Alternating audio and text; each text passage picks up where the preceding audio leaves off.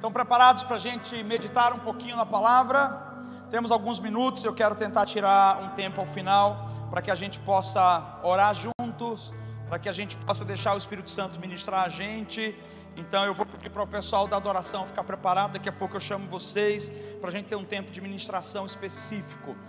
Hoje é apenas uma introdução, tá? Essa é uma introdução daquilo que a gente vai desenvolver nos próximos domingos, à medida que Deus for permitindo, nas próximas semanas.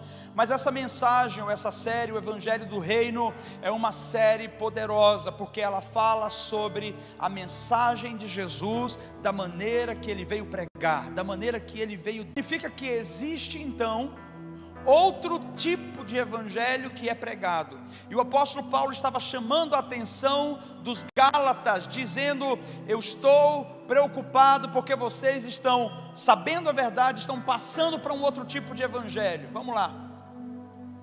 O qual na verdade não é outro, porém há alguns que estão perturbando vocês e querem perverter o evangelho de Cristo.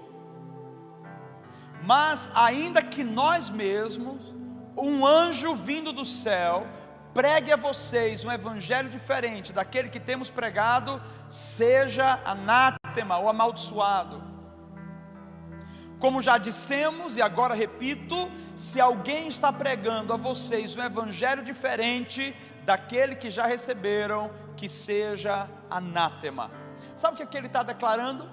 Ele está declarando que mesmo que qualquer pessoa, por mais influente, por mais estudiosa, traga para nós uma ideia diferente do que o Evangelho do Reino nos revela, o Evangelho de Jesus nos revela, que nós deixemos de lado qualquer tipo de engano. E que tipo de engano estava acontecendo? Porque Jesus, ele estava sendo pregado, e a forma que Jesus era pregado era acompanhada de sinais, prodígios e maravilhas. Toda vez que Jesus era ministrado, os sinais, os prodígios e as maravilhas, alto preço para nós, que nos liberta. Vir à igreja não te torna livre. Vir à igreja revela o quanto você é livre, sim, mas muitos de nós podemos estar sentados hoje aqui e estarmos aprisionados em alguma área. E por que estamos aprisionados se o sacrifício de Jesus já foi suficiente? Porque nós não entendemos completamente o sacrifício, e por isso não lançamos sobre Ele todas as nossas ofensas, todas as nossas iniquidades. Se houver coisa nessa noite, na sua vida, que você carrega, se houver situações dentro de você, na sua mente, no seu coração, que você ainda carrega, eu quero declarar sobre você: hoje é dia que o Senhor veio apregoar o ano aceitável. Hoje é o dia que Ele veio dizer: eu quero deixar você ciente que você é livre, você é livre, você é livre e você é livre, porque o Filho vos libertou, por isso verdadeiramente você é livre. Era isso que Paulo estava querendo dizer aos Gálatas, e ele falou isso para explicar o evangelho que Jesus veio trazer. Quando nós olhamos as escrituras, a palavra nos revela, desde os profetas anunciavam Jesus, e anunciavam um reino inabalável. O profeta Isaías, quando ele começa a profetizar, ele está no momento onde ele está vendo a ruína de Jerusalém. Que ruínas eram aquelas? Uma cidade que agora tinha sido saqueada, uma cidade que havia sido derribada, destruída, atacada, e aquela cidade ficou em ruínas. Porém, Jesus foi enviado de Deus para trazer as boas novas. Jesus é o que a palavra, ela usa o termo atalaia nesse contexto aqui, a pessoa que foi enviada para trazer socorro, para ajudar, para servir, para levantar, para arrumar, para reconstruir. Jesus se revela para nós na profecia de Isaías, embora não era Jesus ali em pessoa, mas Isaías estava profetizando e dizendo o seguinte: quão formosos são os pés daqueles que vêm sobre o monte anunciando o Evangelho, anunciando a palavra que liberta, que traz paz e que traz vida. Isaías estava profetizando muitas décadas, centenas de anos, alguns séculos antes de Jesus vir. Ele já estava profetizando que para toda ruína do homem, para toda decadência do homem, para todo vazio do homem, toda perdição, haveria um Redentor, que viria com a intenção de arrumar novamente a vida do homem, de colocar a vida desse homem em ordem, de dar um veredito final, dizendo: não tem mais condenação sobre você, porque agora você está em Cristo Jesus. Veja, essa ação do Evangelho, que traz a paz e a libertação, que era o Evangelho de Jesus, ela foi profetizada em Isaías, mas ela foi manifesta quando Jesus se manifestou na terra. E eu gostaria de trazer para você algumas evidências ou alguns pontos mais claros que a gente pudesse entender sobre o Evangelho do Reino. Por favor, coloca para mim Mateus capítulo 28, do 18 ao 20. Essa foi a mensagem que Jesus deixou aos seus discípulos. Já no final da sua vida, você vai entender porque que eu estou trazendo isso. Jesus, aproximando-se, falou-lhes dizendo: toda autoridade me foi dada no céu e na terra. Portanto, vão e façam discípulos de todas as nações, batizando-os em nome do Pai, do Filho e do Espírito Santo, ensinando-os a guardar todas as coisas que tenho ordenado a vocês, e eis que estou com vocês todos os dias, até o fim dos tempos. Era até ali mesmo, até o fim dos tempos. O que Jesus estava dizendo para os discípulos? Esse final aqui, do seu comissionamento aos discípulos, era a evidência do que ele veio fazer. A evidência do que ele veio fazer foi proclamar vida aos que estavam mortos. E a única forma disso acontecer era pregando o Evangelho do Reino. Então Jesus, no final da sua vida, entendeu: é preciso que haja continuidade. Então deixa eu explicar isso para você. Jesus já fez tudo o que tinha que fazer. Não tem mais nenhuma obra que ele tenha que fazer. Na eternidade já está tudo resolvido. E por que nós temos que continuar? Porque muitos não ouviram, muitos ainda não experimentaram, muitos ainda não foram selados por Jesus. Então essa é a grande missão da igreja hoje. Não apenas saber que nós temos um Redentor, mas saber que esse Redentor também é o nosso Senhor, é o nosso fundamento, o nosso exemplo. Ele deixou para nós uma comissão. Ele disse: ide por todo o mundo e pregai o Evangelho a toda criatura. E aí ele dá algumas ênfases: quem crê e for batizado será salvo, quem não crê será condenado. E ele diz: esses sinais seguirão aos que creem. Esses que creem, que Jesus estava dizendo especificamente, eram os discípulos. Ele estava dizendo: quando vocês forem, aquilo que está sobre mim virá sobre vocês, porque o reino que governa sobre mim governará sobre a vida de vocês. E que reino era esse? O que Jesus estava falando? Que tipo de evangelho do reino era esse que Jesus estava proclamando? O Evangelho do Reino. Eu quero falar para você sobre esse reino. Para a gente entender o Evangelho, nós temos que entender o reino. Primeiro, sobre o reino. O reino é o reflexo do rei. Que rei é esse? Nós cantamos hoje, por sinal, quero dizer para você, seleção espetacular de música para exaltar a Jesus. Hoje eu pude proclamar em cima do que eu estava programando aqui, dizer: é isso, esse é o rei, onde o nosso foco é ele, a nossa adoração é sobre ele. E quando nós olhamos para ele, reconhecemos ele como rei, nós entendemos quem ele é. Mas eu quero explicar para você, à luz das escrituras, o reino de Deus é o próprio caráter e a própria cultura do próprio Deus.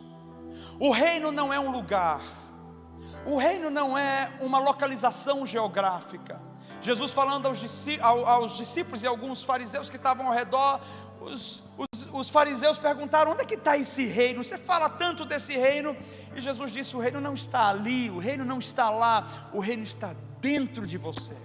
Então Jesus está trazendo para nós uma ênfase de que o reino não é um lugar geográfico, o reino é uma influência, o reino é uma cultura. O reino de Deus é a cultura do próprio Deus. Para a gente entender o reino, nós temos que entender a cultura de Deus. A Bíblia fala sobre os atributos desse Deus poderoso. Primeiro, é importante que você entenda, Ele é o rei de um reino. Isso é, Ele estabeleceu uma cultura. O que significa isso? Na nossa nação, nós não temos o sistema monárquico, quando a gente tem reis sobre nós. Então talvez a gente não entenda muito bem sobre isso, mas deixa eu tentar. Lá atrás, há muitos anos atrás, você já deve ter assistido algum filme assim. O rei é aquele que tem autoridade sobre todo o reino, e tudo que acontece no reino é porque o rei deu a palavra final. O rei é soberano, ele é a pessoa de maior autoridade, de maior poder. Ninguém encontraria um rei, ele na verdade tem um cetro, e o seu cetro expressa o seu nível de autoridade. Ele tem um anel, e aquele anel é o selo da sua palavra. Onde aquele anel selar e aquilo for, será feito conforme o rei determina. Para que a gente entenda, o nosso Deus, que a gente chama de Yahvé, é o nome dele, conforme a Bíblia fala, Yahvé. Você consegue colocar as letras aqui, por favor? Yahvé. Veja, se não conseguir não tem problema. Yahvé, esse nome que os judeus não conseguiam pronunciar, porque ele não tem vogal. Então isso já mostra que o nosso Deus é único, e o nome dele era tão temido, que as pessoas não ousavam pronunciar, porque o nome dele era santo. Nós cantamos hoje aqui sobre como ele é santo, como ele é soberano, como ele é grande. Então os judeus não conseguiam pronunciar o nome Yahvé. Eu estou falando Yahvé, mas você está vendo, eu estou colocando ênfase nas vogais. Yahvé, aí tem um E no meio do caminho. Mas, como que eram tido as letras? Y, H, V, H. Desculpa, W. Y, H, W, VW, né? Eu sou do tempo passado. VW, Y, H, W, H. E havia uma forma de pronunciar, que era assim, ó, esse primeiro, falava com a garganta, H, W, e o último H de novo. Então, para pronunciar o nome de Deus, eles diziam,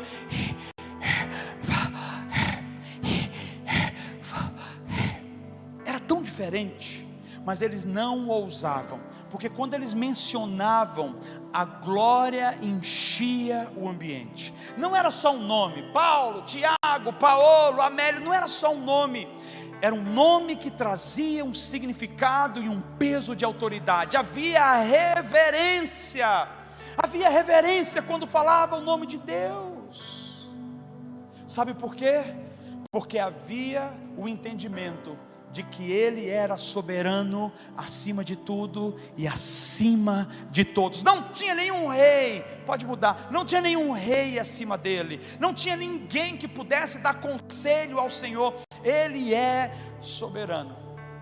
Então nós entendemos que esse rei tem um reino, e que esse reino não é um lugar geográfico, esse reino é uma cultura. E o que é essa cultura? É o que ele carrega em si. Cultura é o que a gente entende sobre práticas, crenças, que geram prioridades em nós, que geram hábitos. Tudo que você pratica constantemente vai se tornar uma ação involuntária na sua vida. Algumas famílias têm a cultura de tirar os calçados antes de entrar em casa. Outros não tem problema, entra, isso é cultura, a gente aprende. Outros vão pegar o prato e vai colocar feijão de um lado, arroz do outro, carne aqui, salada aqui. Outros pegam, quando vê desse jeito, eles misturam tudo, porque é a cultura que eles aprenderam. Outros escovam os dentes pegando o creme dental lá por cima e aperta devagarinho. Outros já pega no meio e faz assim que sai um monte. Isso é cultura. Cada um de nós temos uma cultura. Na nossa casa é conforme a nossa cultura. Então na minha casa você pode ir lá me visitar, mas quando você entra no meu reino, você se adapta à minha cultura. Quando eu vou no seu reino, eu me adapto à sua cultura. Uma forma de eu honrar você é eu chegar no seu reino, no seu ambiente onde você vive e andar conforme as regras. Cada um de nós temos as nossas práticas e as nossas crenças. Qual é a cultura de Deus? Quais são as crenças de Deus? Quais são as prioridades e as práticas de Deus? Olha que tremendo que eu gostaria de trazer para você. Porque o reino dele é a sua própria cultura, e a sua própria cultura é expressa através dos seus atributos. Vamos falar sobre alguns atributos de Deus. Primeiro atributo de Deus, ele é onipotente. Sabe o que significa onipotente? Todo-poderoso. O nosso Deus, Yahvé, ele é todo-poderoso. Quando fala todo-poderoso, almighty, all powerful, significa todo, totalmente poderoso. Não existe nada que ele não consiga vencer. Escute, não existe nada que ele não consiga vencer. No seu reino é sobre poder, ele é poderoso. Ele tem poder sobre a morte, ele tem poder sobre a enfermidade, ele tem poder sobre a sua identidade para restaurar, ele tem poder sobre serpentes e escorpiões, ele tem poder sobre qualquer coisa que para você seja um problema, para Deus não é um problema, porque ele é todo poderoso. Isso faz parte da cultura de Deus. Almighty God.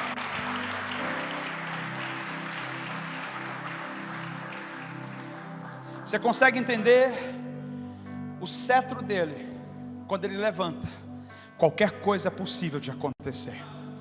Qualquer coisa é possível de acontecer. Você pode estar numa situação que você fala assim: é impossível, é impossível. Ele diz assim: para os homens é impossível, mas não para Deus, porque para Deus todas as coisas são possíveis. Ele é poderoso, onipotente. Um outro atributo de Deus, ele é onisciente. Sabe o que significa isso? Ele sabe de todas as coisas. A Bíblia diz que ele é tão onisciente, ele conhece de tudo, que ele está em você, em você, em você, em você, em mim, e ele está ao redor do mundo, em todos os cristãos agora que invocam o seu nome, e onde estiver alguém que invoque o nome de Jesus, ali ele estará. E perguntamos: como que ele pode estar em todo lugar? Como que ele pode saber todas as coisas? Onisciência de Deus faz com que ele esteja em lugar, a onisciência de Deus faz com que ele esteja no lugar sabendo o que tem na sua cabeça, o que tem no seu coração. Ele é extremamente sábio em tudo, porque ele criou você, mas ele mesmo não foi criado. O nó na nossa cabeça é esse: como? De onde ele veio? Meus filhos, quando eram menores, perguntavam: de onde ele veio? Quem que criou Deus? Ninguém criou Deus. Mas como que a gente vai entender isso? Ninguém vai entender isso aqui. Mas eu quero que você entenda uma coisa: ele sabe de todas as coisas, porque ele é o início de todas as coisas. Ele conhece você profundamente, mais do que você, porque ele é o início da sua vida. A sua vida não veio do acaso, a sua vida não começou de qualquer jeito. Ele é a célula máter da sua vida. Ele é a essência e a equação fundamental que gerou você. Ele se liberou e soprou dentro do que a gente chama DNA, que é um composto de informações genéticas que fala sobre o que você vai ter, como você vai ser, como você vai se portar, quando você vai morrer, ou pelo menos a probabilidade. Tudo isso ele colocou dentro de você. Ele conhece você nos mínimos detalhes. Onisciente. Ele sabe as perguntas que você tem na mente antes de você fazer, e ele tem todas as respostas necessárias para você antes de você sequer questioná-lo ou perguntar para ele. Eu não sei se você está entendendo. Não existe ninguém mais inteligente do que esse Deus. Esse é o segundo atributo dele. O terceiro atributo é que ele é onipresente. E por ser onipresente, ele consegue abençoar você, abençoar a mim, abençoar os nossos irmãos na Tanzânia. O diabo, ele é apenas ele está apenas num lugar, isso é a palavra, ele é limitado na sua capacidade de movimento, não faz parte do diabo e está em vários lugares. É por isso que, sabe uma coisa, que o diabo fica irritado com o crente, quando o crente é batizado em línguas no Espírito Santo e aprende a se mover em línguas. Sabe por quê? Porque ele não consegue compreender. Você começa a orar em línguas e você começa a declarar em línguas, você está gerando uma atmosfera e o diabo, o que está vindo pela frente? O que está sendo planejado? Veja, orar em línguas deixa o diabo louco, porque ele é limitado na sua capacidade de estar em todo lugar, de conhecer todas as coisas, e ele é fraco diante de Deus. Uma outra característica de Deus, que é muito falada entre nós, é a fidelidade do Senhor. Ele é fiel. Fidelidade faz parte da sua cultura, e a Bíblia diz que ainda que nós sejamos infiéis para com Ele, Ele todavia continuará sendo fiel para conosco. Observamos a nossa trajetória e vemos quantas vezes nós falhamos com o Senhor, quantas vezes prometemos algo e não cumprimos, quantas vezes dissemos, agora vai, eu vou agora, e a gente não vai, mas Ele nunca vai ser infiel com você. O que significa ser fiel? Ele tem um compromisso com você. Qual o compromisso de Deus comigo? Conduzir você à liberdade plena, prosperar você no corpo, na alma, no espírito, tornar você livre, você pleno, a sua cabeça liberada de tudo aquilo que limita você, que prende você, tornar você realizado na sua vida em todos os propósitos que Ele já colocou em você. Isso fala sobre a fidelidade dEle com você. Mas uma fidelidade tremenda de Deus conosco não é só sobre provisão, é a provisão principal que todos nós precisamos, que foi a provisão da salvação. Ele nos salvou por causa da sua fidelidade. Ele tem um compromisso com o seu povo, e é por isso que a porta da salvação está aberta até o dia de hoje, para todos que queiram entrar. Todas as vezes que alguém quer entrar por essa porta, a fidelidade de Deus está ali escancarada, dizendo, eu sempre estive esperando por você, entre por essa porta, porque a fidelidade não é só para nós que estamos dentro da igreja, é para todos que foram criados por Ele. Deus é fiel, fidelidade faz parte do seu caráter. Uma outra característica dos seus atributos é que Ele é um Deus amoroso.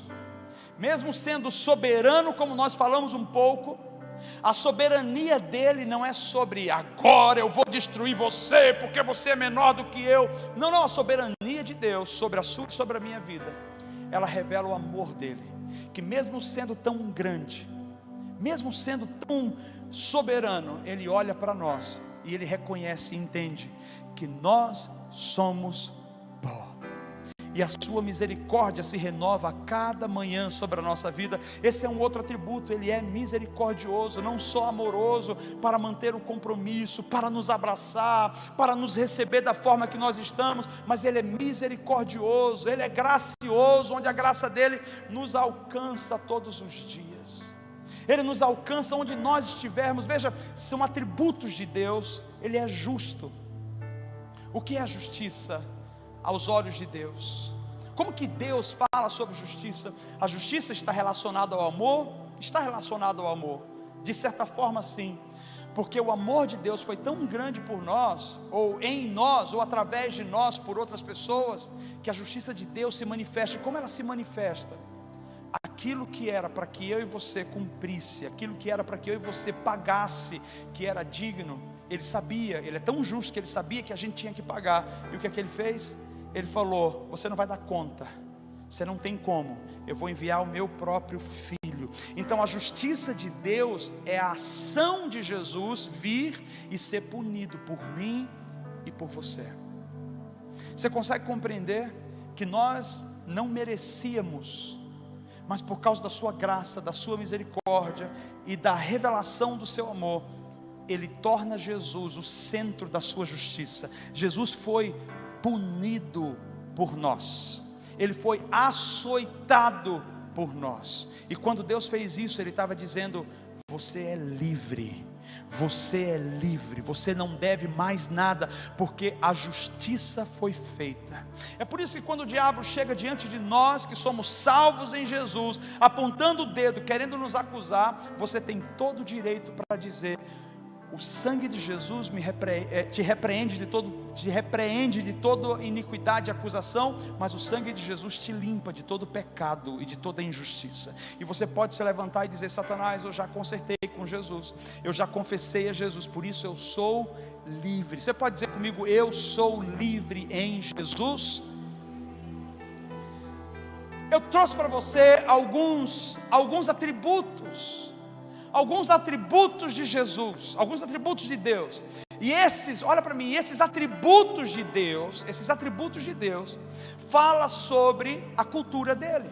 Então no reino de Deus não vai acontecer nada fora da cultura, vai acontecer tudo que tem a ver com essa cultura. Não espere no reino ter ódio, não espere no reino ter enfermidade, não espere no reino ter falta de perdão, não espere no reino ter intriga, ter raiva, vingança, porque isso não faz parte da cultura de Deus.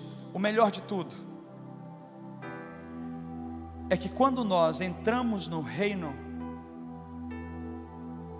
conforme é o reino de Deus, eu preciso me adequar ao reino dele. Quando eu vou na sua casa, eu preciso me adequar ao seu reino, à sua cultura, é do seu jeito. Quando nós vamos no reino desse Deus soberano, nós precisamos nos adequar à cultura dele. É aí onde as chaves começam a girar, os cadeados começam a se abrir. Sabe por quê? Porque o que nos liberta é entrarmos nessa cultura de Deus e trazermos essa cultura de Deus para o nosso dia a dia. Deixa eu deixar isso de forma bem prática e clara para você. Você não pode fazer parte do reino mantendo seu nariz empinado, fazendo do seu jeito.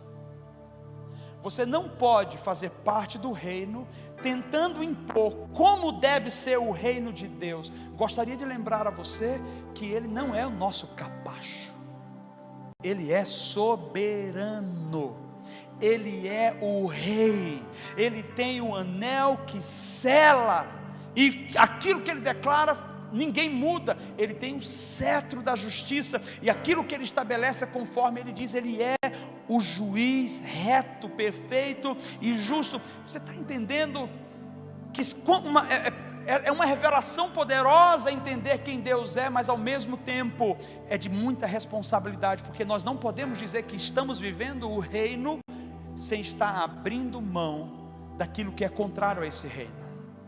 Pastor, mas quem vai conseguir então viver nesse reino? Porque que loucura é essa? Nós temos um monte de cultura errada, um monte de valores, de conceitos errados, de crenças erradas. Como que a gente vai conseguir viver nesse reino? Mais uma vez, não é sobre você, mas eu quero te ajudar a entender. Eu sempre falo para a nossa liderança: o problema não é você ter um problema. Não quero dar uma de Dilma, tá? O problema não é você ter um problema. O problema não é você ter falhas e defeitos. O problema é quando você torna a sua falha e o seu defeito uma qualidade, a ponto de você dizer: disso eu não abro mão, e você vai ter que me aceitar como eu sou. E aí você chega diante de Deus, você fala: disso eu não abro mão, eu quero o Senhor, receba tuas bênçãos, mas isso aqui eu não mudo, porque eu sou desse jeito. O Senhor me fez, não, Ele não fez você desse jeito. Então veja, se você está disposto a mudar, nós chamamos isso do processo gerúndico. Eu estou mudando, eu estou me transformando. Ah, mas eu odiava, mas eu não estou mais odiando. Embora venha aquela sensação do ódio, eu não consigo libertar. Senhor, tira isso de mim. Então todos nós precisamos entender que estar no reino de Deus é continuamente estar no processo de que quando Ele libera luz sobre o que está na nossa vida, que precisamos abrir mão, nós precisamos estar pronto a abrir mão. Eu quero dizer para você uma coisa. O próprio Jesus estava falando sobre isso, quando Ele liberou os discípulos, nessa ocasião aqui também, quando Ele liberou os discípulos, e os discípulos foram de casa em casa, Jesus deixou uma coisa escrita. Ele disse assim: olha, quando vocês entrarem numa casa, diga: é chegado o reino de Deus. Tudo aquilo que a gente está falando aqui, que a gente leu, está chegando naquela casa. Mas ele disse: se a pessoa não receber você, isso é, se ela não quiser esse reino, bata a poeira dos seus calçados e saia, vá para outro lugar. Nós não herdamos o reino só porque Jesus morreu na cruz. Nós herdamos o reino porque nós morremos junto com Ele, deixamos de ser uma velha criatura e assumimos em nós uma nova vida. Em outras palavras, nós aderimos à cultura do Cordeiro de Deus, nós aderimos à cultura de Jesus, e agora nós adentramos no reino com a cultura de Jesus, porque o reino nos muda e nos molda, mas nós não podemos tentar mudar ou moldar o reino, porque o lugar que Deus já estabeleceu já tem uma cultura e nós temos que nos adaptar. O que é que você hoje poderia observar e ver dentro da sua vida, no seu coração, que seria importante que você dissesse: isso não condiz com a cultura de Deus, eu preciso abrir mão disso aqui? Veja, eu falei que era uma palavra introdutória, nós vamos falar sobre o reino ainda e os efeitos do reino nas próximas semanas, mas eu quero perguntar hoje, diante de tudo que a gente viu, da soberania de Deus, de quem Deus é, de como Deus age, o que eu preciso abrir mão para poder desfrutar do que Deus está gerando e construindo em mim? Se você é uma pessoa com um ressentimento, ressentida, alguém fez algo com você e você guarda aquilo de geração em geração, você fala assim: eu vou guardar isso até a 7ª geração, eu vou amaldiçoar até a 19ª geração. O que você carrega com você que destoa de Jesus, que destoa do que nós acabamos de aprender em Deus? Veja, o próprio amor em si, esse princípio do amor, ele já desbanca a fofoca, porque o amor não fofoca do outro, o amor não fala pelas costas, o amor não mente sobre o outro, o amor não trai, o amor ele não passa perna, o amor não engana, o amor não defrauda. O que é que nós poderíamos observar hoje na nossa vida e dizer assim: cara, eu quero entrar no reino de Deus, eu quero fazer parte do reino de Deus, e eu sei que para fazer parte do reino de Deus eu tenho que deixar o ódio, a mentira, a fofoca, a imoralidade, seja lá o que for que você tem que deixar.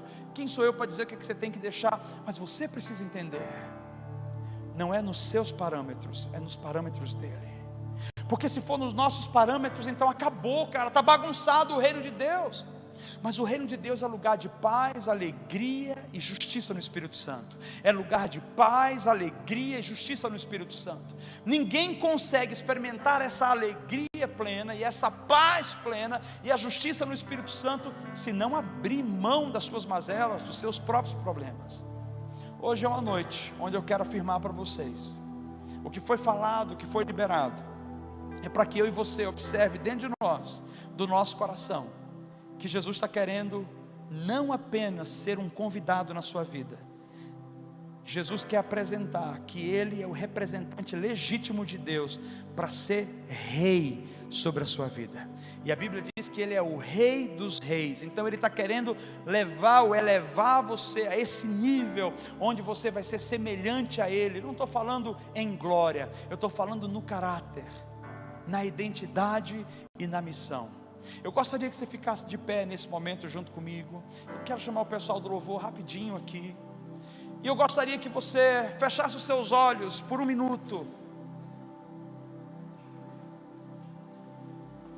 e olhasse para dentro de você nesse momento. E ao olhar para dentro de você, você se fizesse uma pergunta: onde está o Rei da glória em minha vida?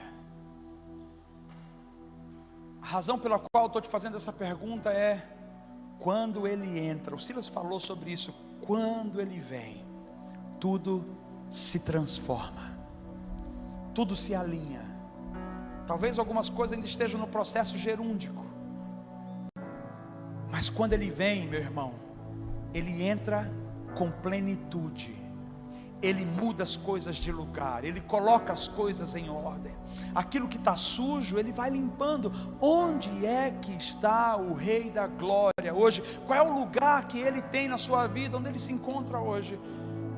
Nós só queremos uma coisa: declarar que Ele é Rei, declarar que Ele é soberano.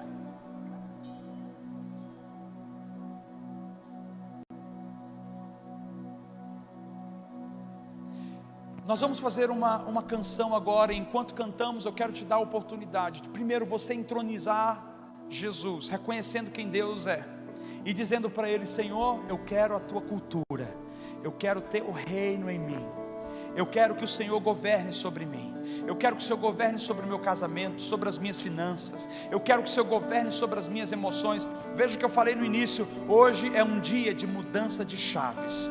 Deus está ativando algumas chaves aqui, e pessoas serão libertas na mente hoje, para que você experimente esse ambiente de glória. Dificuldades nós vamos ter, tribulações nós vamos ter, mas isso não impede, nem inibe o avanço ou o mover do reino. O reino de Deus deseja se manifestar hoje à noite aqui. À medida que você sente que Deus está falando com você, e você fala: eu quero me render, eu quero me entregar mais, eu quero te dar a oportunidade. Você pode vir aqui à frente e se ajoelhar em qualquer lugar aqui. Deus, eu estou aqui dizendo que eu sou o teu súdito, o teu servo. Eu quero encontrar esse lugar. Veja, nós sabemos que somos filhos, mas Ele é Rei. Então também eu quero reconhecer a soberania dele, o senhorio dele. Você pode se ajoelhar no seu lugar que você estiver. Você pode levantar as mãos como sinal de rendição. Não importa. Apenas convide-o nesse momento e diga: tudo que eu tenho pertence a Ti, governe sobre mim. Vamos declarar, vamos declarar. Vamos cantar uma canção ao Cordeiro. Vamos cantar uma canção ao Cordeiro. Vamos cantar uma canção ao Cordeiro. Vamos cantar canção ao Cordeiro.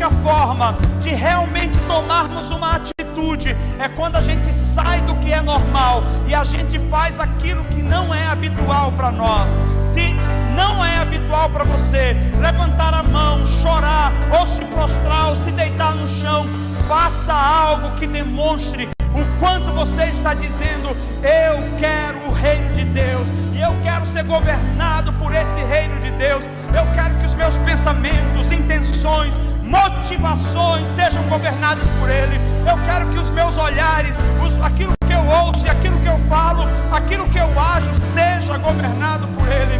Nós vamos continuar declarando que Ele é santo, mas nesse momento nós queremos convidar você a ter uma experiência com Ele. À medida que você se rende, à medida que você desfruta, à medida que você fica extasiado sobre quem Ele é. Eu quero orar, Pai, em nome de Jesus.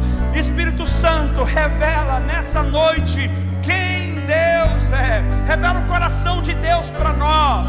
Traz sobre nós um batismo de revelação sobre quem é Deus aqui. Revela para nós a santidade do Cordeiro. Revela para nós sobre quem Ele é. Nós oramos agora. Vem, Espírito Santo. Revela toda a soberania de Deus hoje ao teu povo.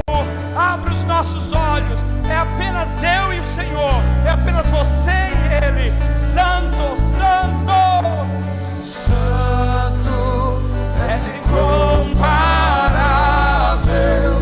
Não há outro como tu. Reina sobre a terra e céu pra sempre. Santo, és incomparável. Não há outro como tu. Reina sobre a terra e céu pra sempre. Santo, és incomparável. Não há outro como tu. Reina sobre a terra e céu pra sempre. Santo, és incomparável. Não há outro como tu. Reina sobre a terra e céu pra sempre. para sempre, de geração em geração. Ele é o Rei.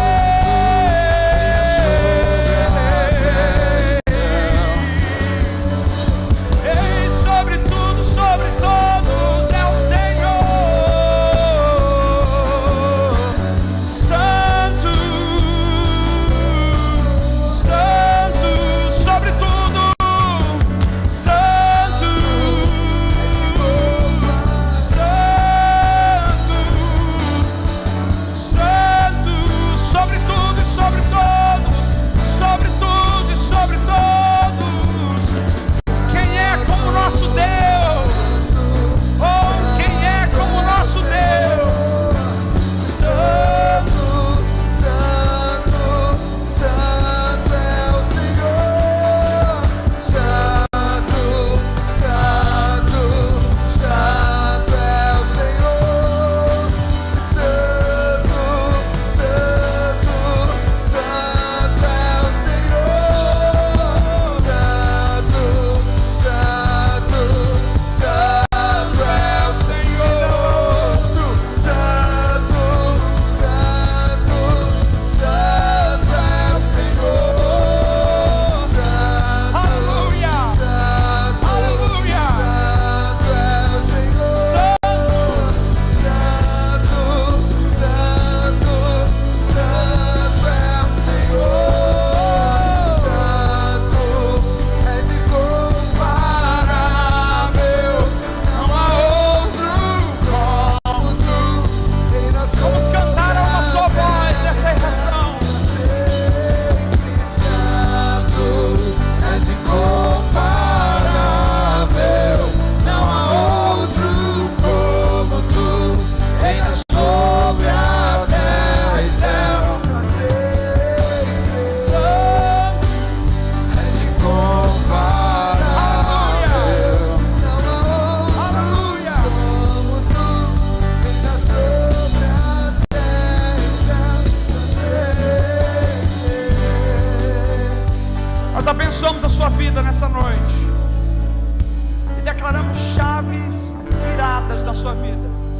cetro do soberano sobre você. O reino dele é um reino de justiça. E quando nós estamos no reino dele, nós não somos atingidos por nada que possa nos destoar ou nos deformar.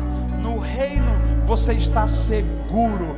No reino a sua identidade está segura. No reino você é suprido. No reino você é amado. No reino você tem um Deus que é poderoso, e quando o homem diz que não, ele diz que sim, e nada muda o decreto desse Deus. Nós queremos declarar: o reino de Deus é chegado na sua casa. O reino de Deus é chegado na sua casa. O reino de Deus é chegado em tudo que faz parte do ambiente da sua vida. Posso ouvir um amém? Glória a Deus.